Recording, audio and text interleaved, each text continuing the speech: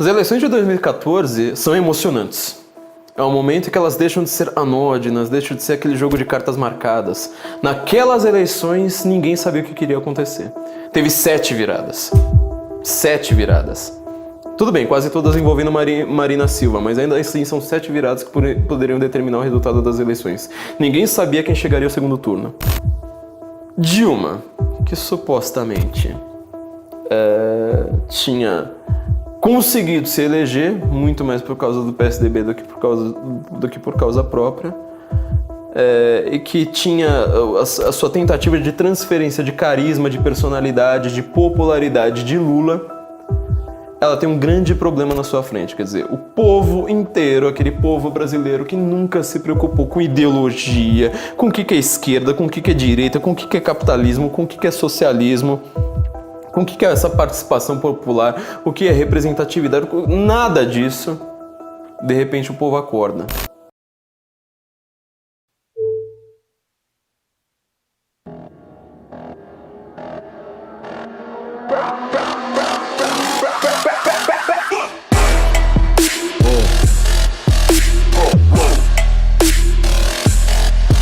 Estamos aumentando o IOF, que hoje é de 0,38%. E o conselho é evitar as manifestações, já que algumas terminaram em violência, e respeitar a orientação das autoridades locais.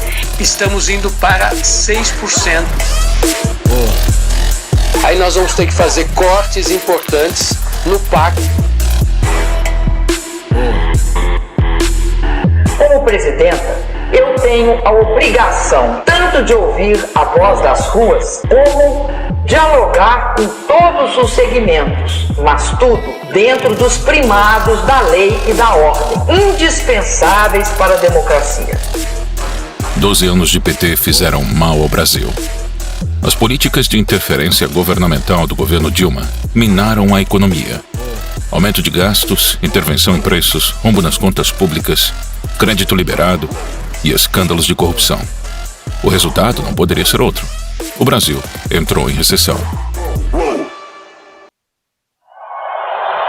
Es un gran placer, en nombre de FIFA, de dar la bienvenida y la gratitud a las autoridades brasileñas, lideradas por su excelencia, a presidente Dilma Rousseff.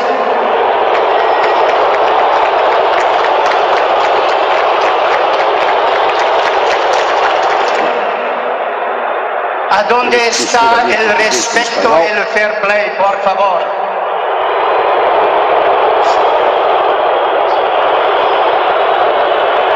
Declaro oficialmente aberta a Copa das Confederações FIFA 2013.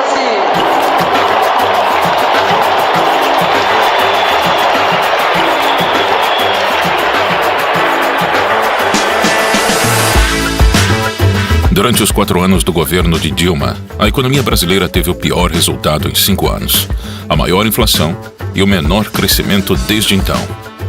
36% do PIB era devorado pelo Estado, e ao invés de diminuir gastos, o governo Dilma adquiriu mais empréstimos, mais subsídios e mais incentivos fiscais. Nos últimos 13 anos, o Partido dos Trabalhadores promoveu um inchaço do Estado brasileiro. Nesse período, o PT criou 40 empresas que aumentaram os gastos e ajudaram a provocar a crise fiscal do governo. A influente revista The Economist fez outra capa sobre o nosso país, desta vez perguntando se estragamos tudo. O número de funcionários das empresas públicas federais cresceu de 35 mil em 2002 para 67 mil este ano. A Copa do Mundo foi trazida ao Brasil com a promessa de impulsionar a economia e criar empregos. Mas na realidade, os estádios foram superfaturados em quase 30 bilhões de reais. E hoje estão sem uso. Há menos de 3 meses da Copa do Mundo, o Tribunal de Contas da União apontou indícios de superfaturamento de 431 milhões de reais. Estão a compra indevida de materiais e o valor cobrado para o transporte de pré-moldados no canteiro de obras. O Tribunal de Contas do Distrito Federal está investigando irregularidades na compra de ônibus para turistas da Copa do Mundo. Olha, o Tribunal de Contas do Estado apontou um superfaturamento e falhas nas obras do Maracanã para a Copa do Mundo daqui a menos de 2 meses.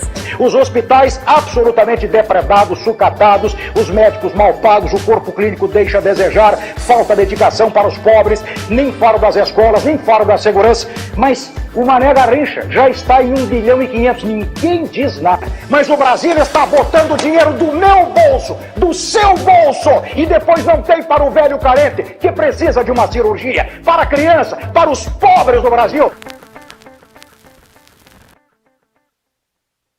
Protesto generalizado, olha aí, olha a correria, olha a correria. A popularidade da então presidente Dilma Rousseff era assustadoramente baixa. Seu desgoverno enfureceu a população. Em 2013, o aumento de 20 centavos nas passagens de ônibus motivou o início de uma série de manifestações.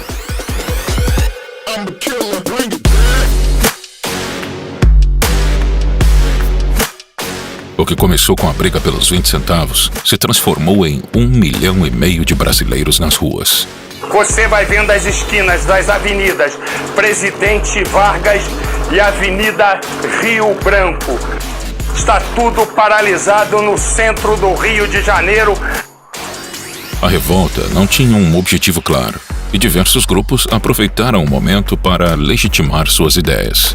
Olha, desde o começo das manifestações, nenhuma das organizações aqui que estavam organizando tirou qualquer deliberação de restrição de partidos políticos, de bandeiras, de coisas desse tipo. E o partido tem que mais sair dos gabinetes e ir pra rua, ir pros movimentos. A consequência foi um caos nacional. O governo precisava tomar controle da situação. PSOL, PSTU e sindicatos financiados pelo PT bancaram black blocs para esvaziar os protestos. Os vândalos saqueavam, causavam incêndios e depredavam estabelecimentos. A ajuda financeira dessas organizações sindicais foi relatada por investigados e testemunhas na Operação Firewall, da Delegacia de Repressão aos Crimes de Informática.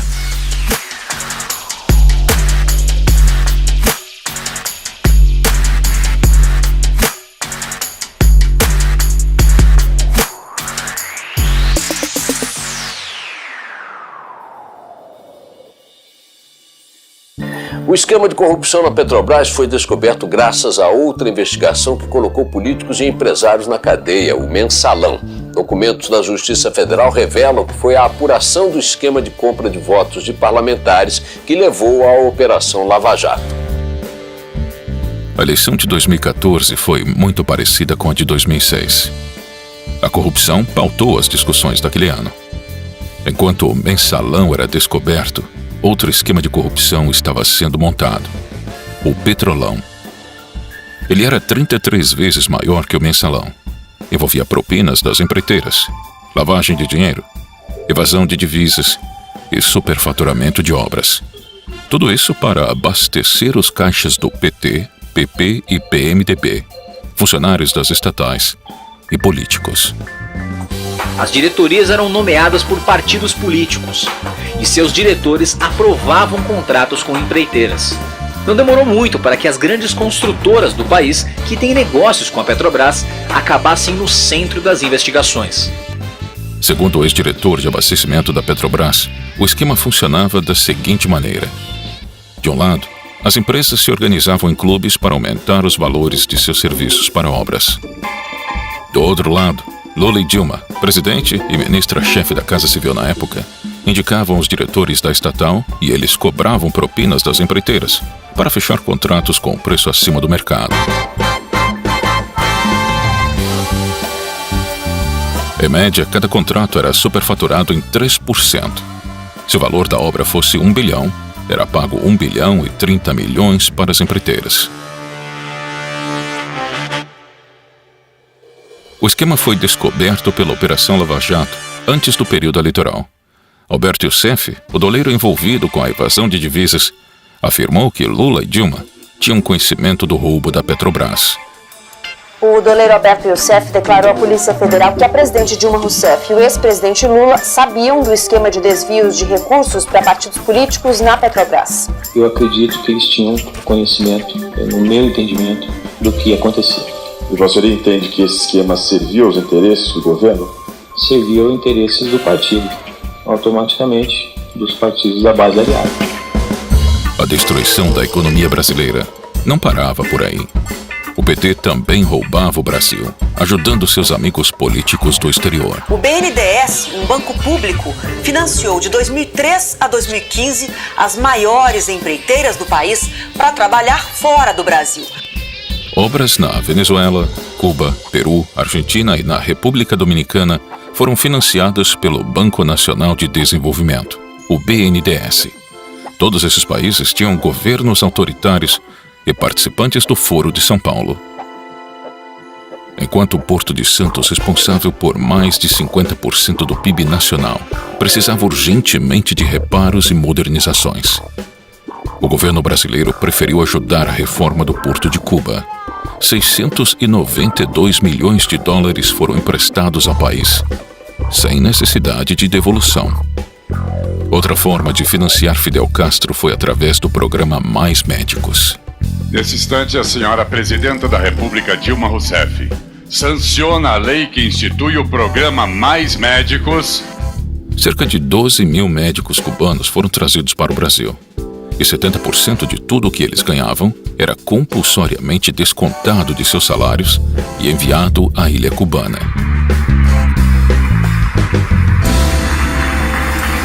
E assim começaria a disputa presidencial de 2014.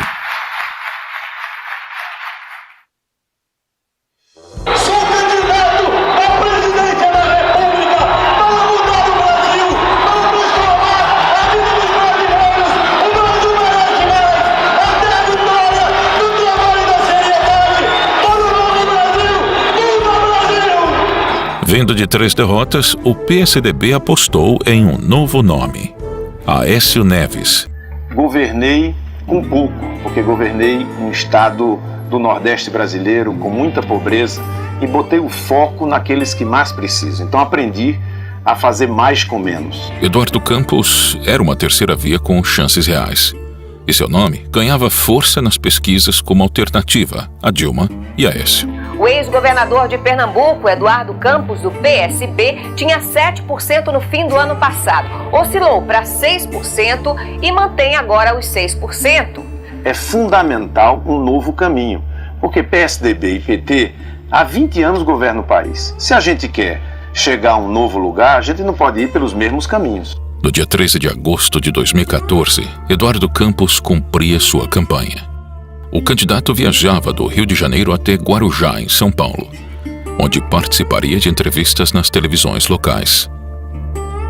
Nós abrimos esta edição do Jornal Nacional com um sentimento de perplexidade.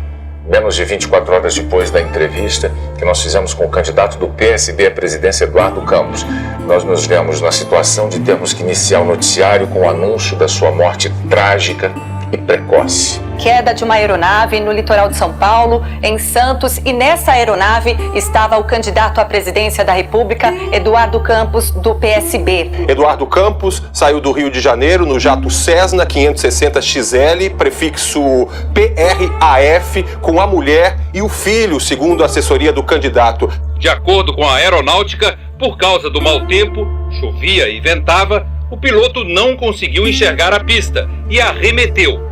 Logo em seguida, o controlador aéreo perdeu contato com o avião. 10 minutos depois, a aeronáutica recebeu a primeira comunicação de que uma aeronave teria caído em Santos.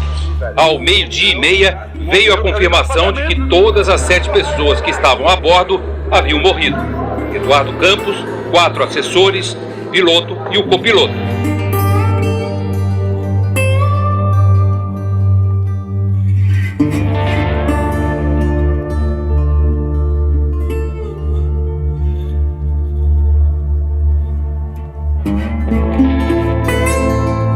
Essa é, sem sombra de dúvida, uma tragédia que nos impõe luto e profunda tristeza. 5 dias depois, o PSB anunciou que Marina Silva substituiria Campos na disputa pela presidência. O PSB oficializou Marina Silva como candidata à presidência e Beto Albuquerque como vice. É que a gente possa renovar a política, de que a gente não desista de ter na política aquilo que os brasileiros tanto querem, que é vê-la a serviço de resolver os principais problemas do cidadão. Faltando 2 dias para a votação, Marina Silva e Aécio Neves disputavam a vaga para enfrentar Dilma Rousseff no segundo turno. De acordo com a última pesquisa, Marina tem agora 24% das intenções de voto. Já o candidato Aécio Neves, do PSDB, que tinha 18% das intenções de voto, passou a ter 20%, de acordo com a pesquisa divulgada no dia 30 de setembro. Agora, Aécio Neves aparece com 21% das intenções de voto. Faltando alguns meses para o primeiro turno, Dilma Rousseff se envolveu em uma crise. Um vídeo divulgado pelo site do jornal O Estado de São Paulo mostra um deputado do PT de Minas Gerais declarando que os petistas dos Correios ajudaram a conseguir votos para a presidente Dilma no estado. Em um vídeo obtido pelo jornal, o deputado estadual pelo PT de Minas, Durval Ângelo, diz que as campanhas à presidência de Dilma Rousseff e de Fernando Pimentel ao governo estadual, ambos do PT, conseguiram crescer com a ajuda dos petistas dos Correios e que a presença da empresa estatal em várias cidades contribuiu para as campanhas. Se hoje nós estamos em 40% de Minas Gerais, tem dedo forte dos petistas dos Correios. Esse tipo de prática deve ser condenada pela sociedade e principalmente pela justiça eleitoral. Os Correios em Minas Gerais, durante toda a campanha, não cumpriram com a sua responsabilidade, cometeram um crime e não enviaram as correspondências da nossa campanha. Mas o uso indevido dos Correios não abalou a candidatura do PT. No dia 5 de outubro, a previsão se confirmou. Dilma recebeu 42% dos votos e Aécio 33%. O resultado, 99,89% das urnas apuradas, Dilma Rousseff do PT aparece com 41,59% dos votos e Aécio Neves do PSDB com 33,56% dos votos, ou seja, segundo turno entre Dilma Rousseff e Aécio Neves. Eu não vejo em momento algum a senhora dizendo não é possível que fizeram isso nas minhas barbas sem eu saber o que estava acontecendo. O mensalão do seu partido não teve nem condenados, nem punidos. É essa a realidade, candidato. Não fuja dela. A senhora será a primeira presidente pós-Plano Real, pós-redemocratização, que vai entregar uma inflação maior do que recebeu. A competição estava acirrada. Nas pesquisas de intenção de voto, Aécio e Dilma estavam empatados tecnicamente. Aécio Neves, do PSDB, está com 51%. Com a margem de erro, tem de 49% a 53%. Dilma Rousseff, do PT, está com 49%. Com a margem de erro, tem de 47% a 51%. As semanas seguintes foram de alternância do primeiro lugar. Ora Dilma liderava, ora Aécio liderava. Os 20% de votos que Marina recebeu iriam decidir aquela eleição. E as atenções dos vencedores do primeiro turno se voltam agora para a decisão da candidata do PSB, Marina Silva, sobre o possível apoio a um deles no segundo turno. Nesse momento eu reitero, e se Deus quiser e o povo brasileiro, você haverá de ganhar ganhando. Eu agradeço em meu nome esse seu gesto de brasilidade e patriotismo ao me ajudar não apenas a vencer as eleições, mas a construir um projeto que faça valer a pena vencer as eleições. Muito obrigado. A disputa de 2014 era entre a esquerda e a centro-esquerda. Eu disse na campanha eleitoral, e repito para você aqui, Thales, para a direita não adianta empurrar que eu não vou. Os debates do segundo turno ficaram marcados pela confusão mental e despreparo de Dilma Rousseff. E acredito que, a partir de segunda-feira, vai desaparecer essa acusação. Agora, eu não vou deixar que ela desapareça. Dos 180 bilhões, outra constatação é que nos 10 anos do governo do senhor e do próximo governador, e é todo o pessoal que deve ter acompanhado esse debate, porque eu tenho certeza que ele foi muito, mas muito olhado, muito assistido.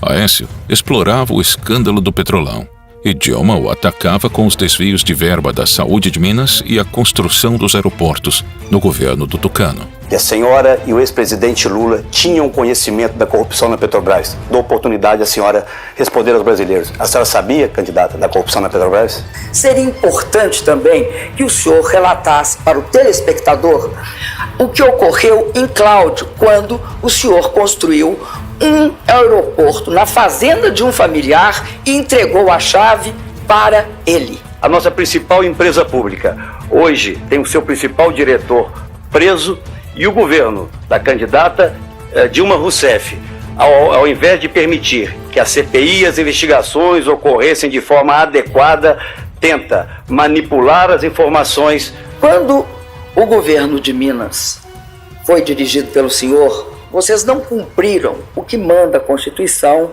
que é destinar um mínimo para a saúde.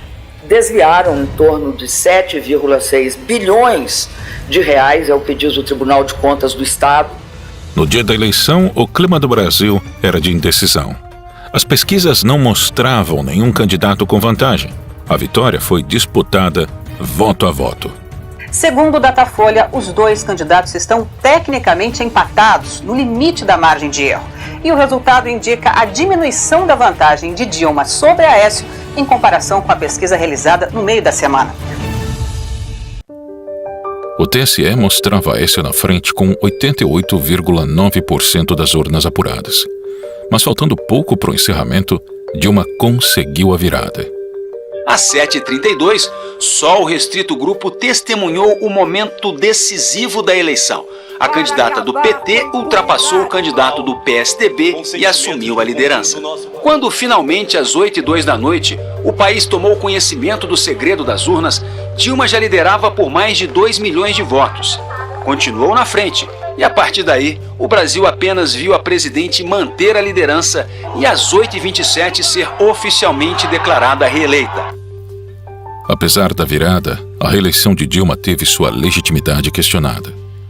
A apuração dos votos foi feita de maneira secreta e não teve a participação de nenhum integrante do PSDB. A lei requer a presença dos dois polos para ser uma eleição válida, e apenas petistas participaram da apuração. E mais, o presidente do TSE era Dias Toffoli. A oposição apontou que ele tinha sido advogado do PT nas campanhas de 98, 2002 e 2006, e que, por isso, o petista não poderia coordenar o processo eleitoral por conflito de interesses. As urnas eletrônicas usadas na eleição também foram questionadas. Mas tem algo que está na cabeça do povo. Eles não acreditam nas nossas urnas eletrônicas. Assim sendo, eu tenho já apoio de alguns líderes. A emenda número 10 permite o voto impresso ao lado da urna eletrônica. Não precisa ter havido fraudes aqui e ali. A apuração secreta é fraude. Está entendendo? Porque se você não tem meio de verificar os votos, pronto, acabou. Você não é válido. Uma apuração secreta simplesmente não é válida. Prometo manter, defender e cumprir a Constituição, observar as leis, promover o bem geral do povo brasileiro, sustentar a união, a integridade e a independência do Brasil. Assim prometo.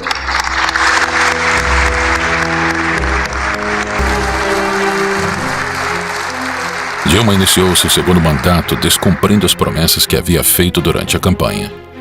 Aumentou a conta de luz, os juros da casa própria, o preço dos combustíveis, a passagem do transporte público, os impostos e cortou verbas da educação e da saúde. A sequência de altas foi interrompida em abril do ano passado e retomada após as eleições. Hoje, a taxa está em quase 14%. Enquanto isso, a inflação que estava em 6% ao ano não cedeu. Ao contrário, ganhou fôlego e está no nível mais alto em 11 anos. A semana começou com uma notícia nada boa para os motoristas: o aumento no preço da gasolina. Em menos de 60 dias foram 2 reajustes. Dilma Rousseff se reúne com o ex-presidente Lula antes do anúncio do corte de quase 70 bilhões de reais no orçamento de 2015. O desemprego ficou em 12% no último trimestre do ano passado e atingiu mais de 12 milhões de pessoas no país. É o maior índice desde 2012, quando foi criada a série do indicador da PNAD. Os maiores cortes ficarão com o PAC, Programa de Aceleração do Crescimento, 25 bilhões e 700 milhões de reais. Ministério das Cidades, 17,2 bilhões. Saúde, 11,8 bilhões. E Educação, 9,4 bilhões. Nos dias 15 de março, 12 de abril, 16 de agosto e 13 de dezembro de 2015, os brasileiros foram às ruas pedindo o impeachment da presidente. 200 mil pessoas nesse momento na Avenida Paulista. 200 mil pessoas, segundo a Polícia Militar. Já é a maior manifestação popular do Brasil neste domingo.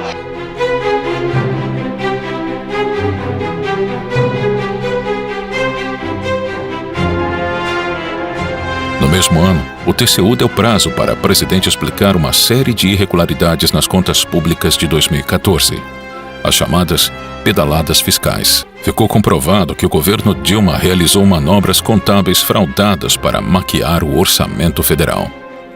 No dia 31 de agosto de 2016, o processo de impeachment se encerrou com o afastamento de Dilma do cargo. Falta, portanto, um voto apenas para que o processo de impeachment prossiga para o Senado. Por isso eu digo ao Brasil, sim para o futuro!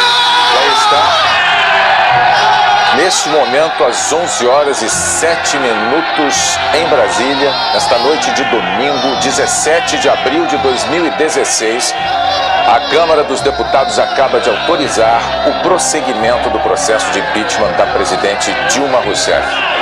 E nesta quinta-feira, 12 de maio, às 6 horas e 33 minutos, o Senado aprovou, por 55 votos a favor e 22 contra, o afastamento da presidente Dilma Rousseff.